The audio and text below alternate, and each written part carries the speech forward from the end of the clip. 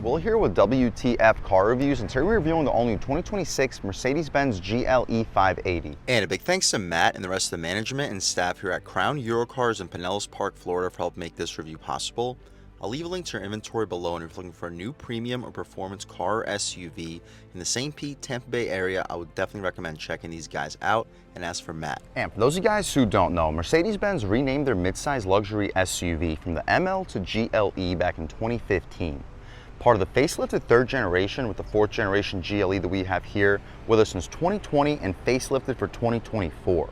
For 2026, the GLE is available in 7 trim levels, with each getting basically its own specific powertrain, ranging from the $62,000 turbo 4-cylinder equipped 350, the powerful 3-liter turbo 6-cylinder for the 450, starting at around $72,000, which for about the same price can be had as a true hybrid model.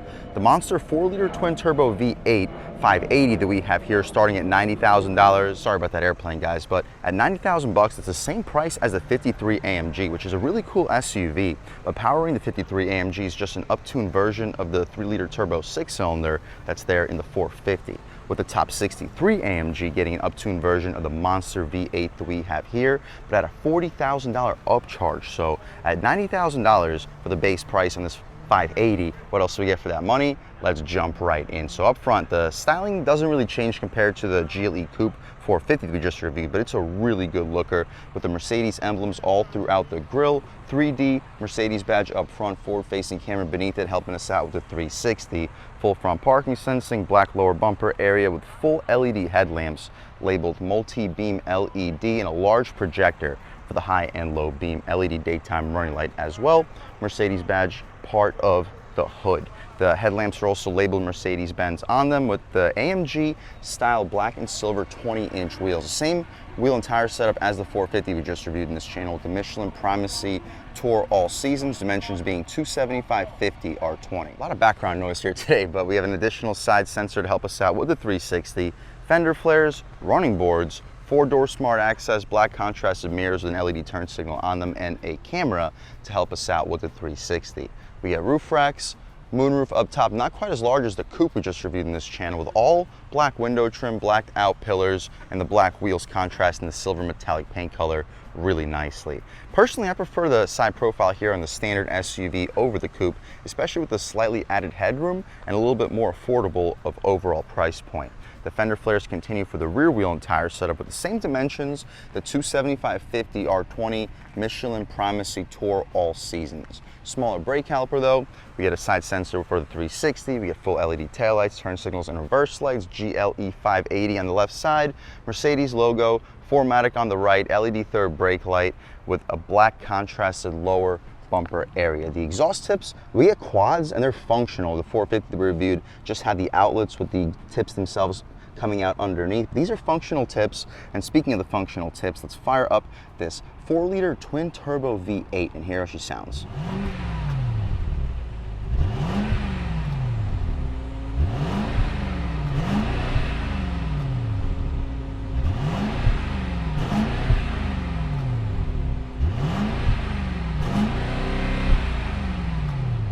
All right, guys, that was the sound of the monster 4-liter twin turbo V8 mild hybrid sold by Mercedes-Benz for the 2026 GLE 580. And it sounds pretty good, but from the interior, you don't hear anything, just like the S-Class, cranking out 510 horsepower, 538 pound-feet of torque, made it to a 9-speed automatic transmission, sending the power to all 4 wheels. You can expect a 0 to 60 time around 4 seconds, if not quicker, if you get a really good launch. But what you see is basically what we get. The hydraulic struts are appreciated. We can shut this hood right down, take a step back, and walk around this 2026 GLE 580. Likely the best value luxury performance SUV out on the road today, under $100,000 at least. I know it doesn't sound like a super good value to a lot of people, but once you see what we get and the performance of this SUV, it will start to make a little bit more sense. We get soft leather stitching up top, wood contrast, cushy soft leather for the armrest, aluminum door handle, 4-window auto one touch, power folding mirrors. We get heated and ventilated seats, aluminum switches, 3-person memory seats, Burmeister audio system. Sorry about that, guys. A lot of people in this parking lot today. We stacked 3 footlongs with a big gulp in front of it, power opening trunk, We mentioned the running boards, aluminum illuminated Mercedes-Benz nameplate as we step inside.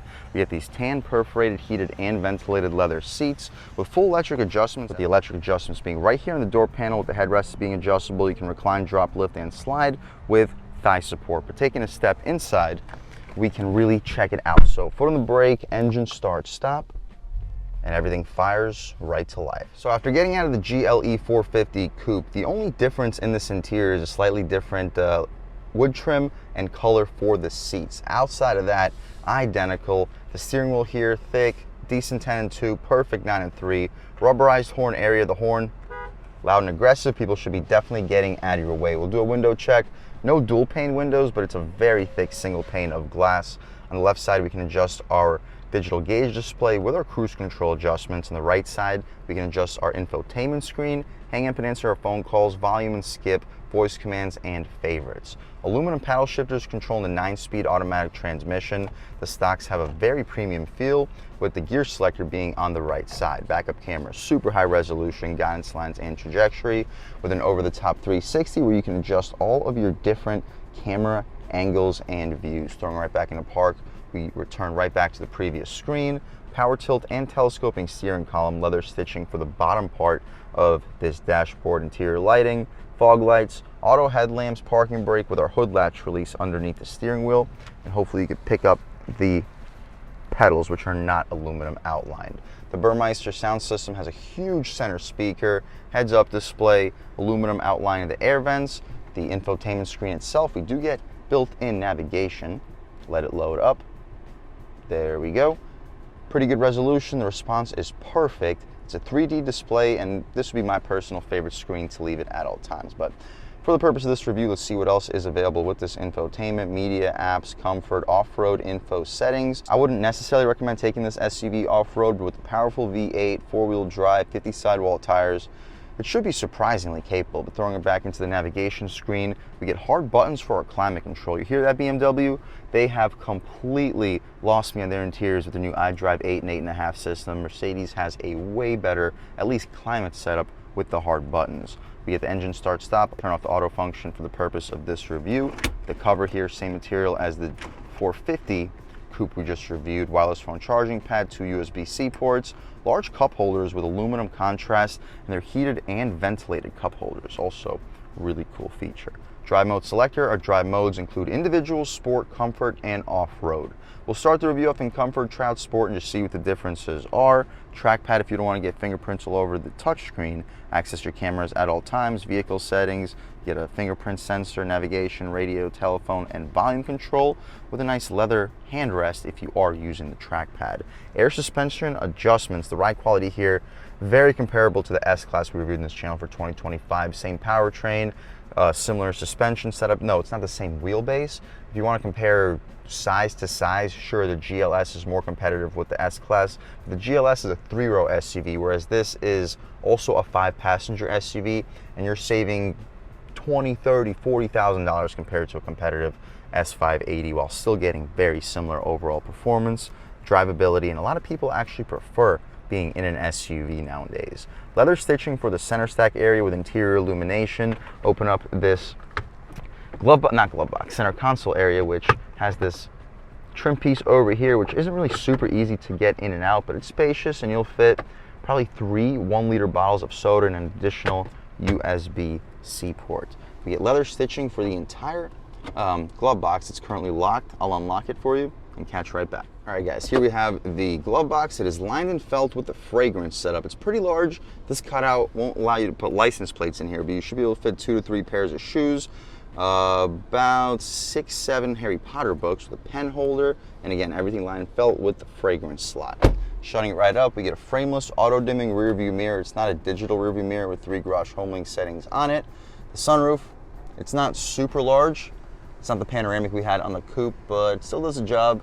The shade opens up with the glass, goes all the way out to the end of the front row. We can poke our way out of here. Beautiful day today in Pinellas Park, Florida.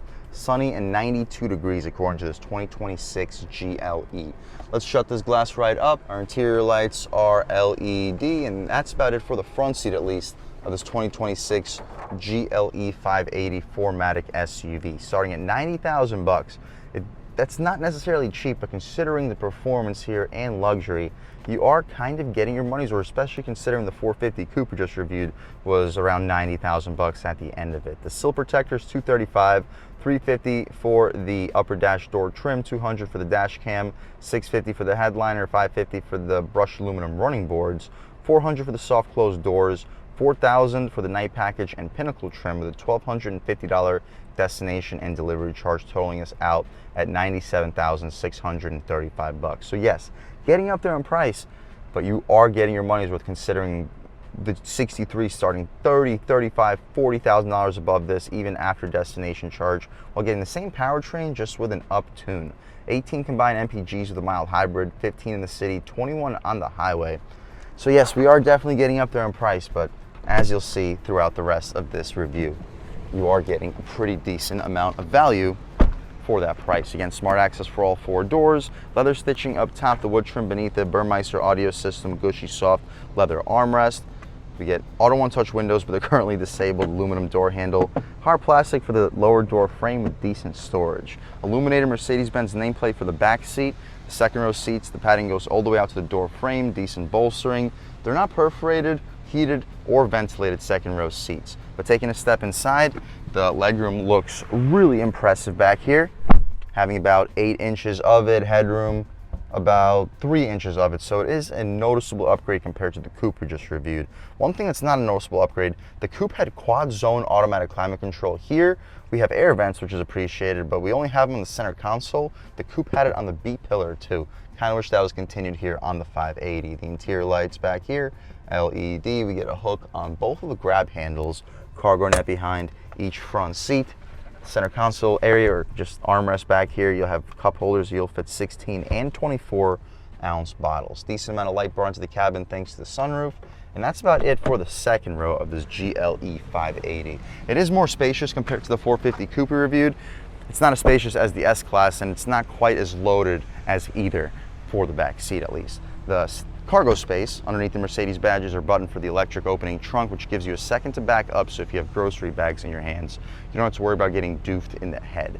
The cargo space back here for the floor is comparable to the coupe. The wheel wells do look like they're a little bit wider apart, so I'd expect you to fit an 85-inch TV back here if you fold the seats down 40-40-20. One thing here that the coupe just doesn't have is the head space. With a low floor too, this is a good 6 inches lower of a floor compared to the coupe, so if you have older or smaller pets, they shouldn't have any issues hopping back here. Secret storage, you see we got underneath the spare tire, you get a little bit of secret space outside of it. But what you see is basically what we get. The cargo nets are good for grocery bags. We get some additional stuff out here. Not quite sure. Yep, exactly. Fuse box. Not supposed to be opening that up. Speaking of those older and smaller pets, we have the adjustable air suspension back here, 2 and 12 volt. But with the adjustable air suspension, it'll help those pets hop in here even easier, and older or smaller passengers, while significantly helping out the ride quality. There's 2 buttons to drop the trunk. This button drops it, this button drops it and locks the SUV. We don't need it locked, so we'll press the button on the left. It gives us about a second to take a step back so we don't get doofed in the head.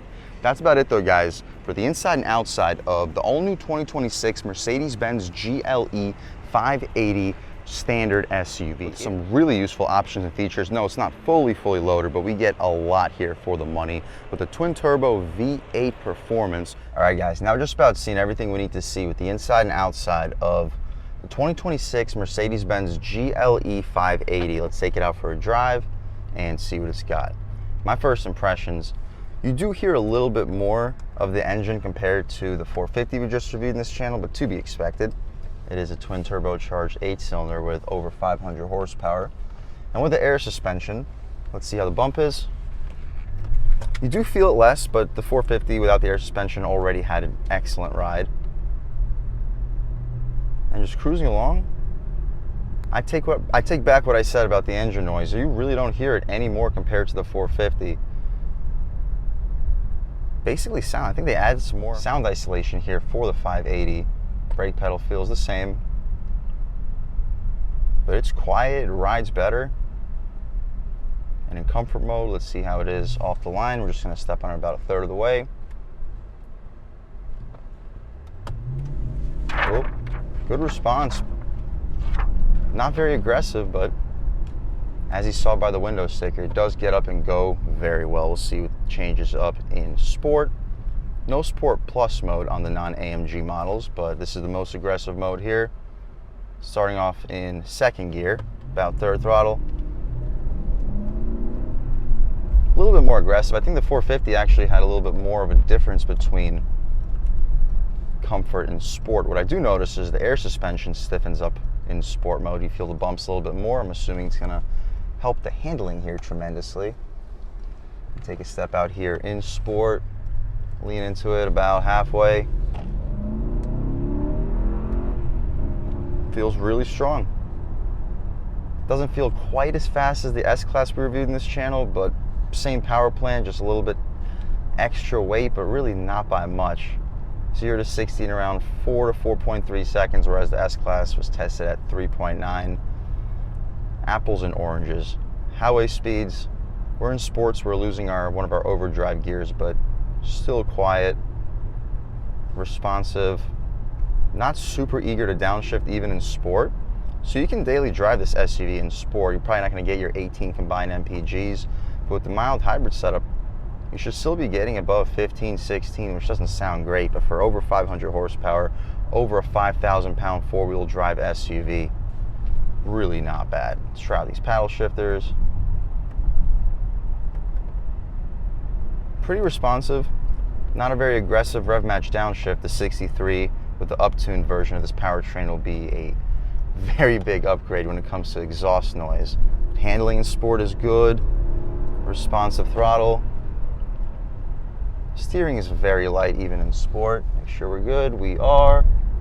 Downshift once. On the gas.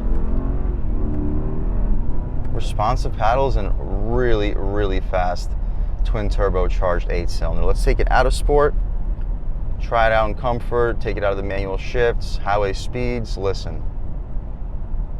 Silent. For under $100,000, I think we're sitting in the best luxury performance SUV out on the road today if you don't want 3 rows. The Audi Q7 with the Lamborghini derived V8 with the 3-row SUV, that's probably the best value. 3-row, sure, but at 2-row SUVs under $100,000, you're not getting something quieter, more luxurious, as loaded or as quick. This twin turbocharged V8 not only will it propel you to 0 to 60 in the low 4-second range, you don't even hear that it's there. This is as quiet, if not quieter, of a powertrain compared to the 450, and that says a lot. If you're looking for the most luxurious luxury performance SUV under $100,000, I would 1000% recommend checking out the 2026 GLE 580. I'd recommend checking out the 580 over the 53 AMG, but we'll see how I feel about that after reviewing it. And a big thanks to Matt and the rest of the management and staff here at Crown Eurocars in Pinellas Park, Florida for helping make this review possible. I'll leave a link to your inventory below, and if you're looking for a new premium or performance car or SUV in the Pinellas Park, St. Pete, Tampa Bay area, I would definitely recommend checking these guys out, and ask for Matt. And a huge thanks to all you guys for watching. I had a great time making this video. If you're new to the channel, please subscribe. If you've already subscribed, thank you so much. You guys know the channel is just not possible without you, and I really appreciate the constant support. But again, if you haven't subscribed yet, please subscribe. Leave a like too, it really helps me out, the YouTube algorithm. That's how these videos get promoted to new people.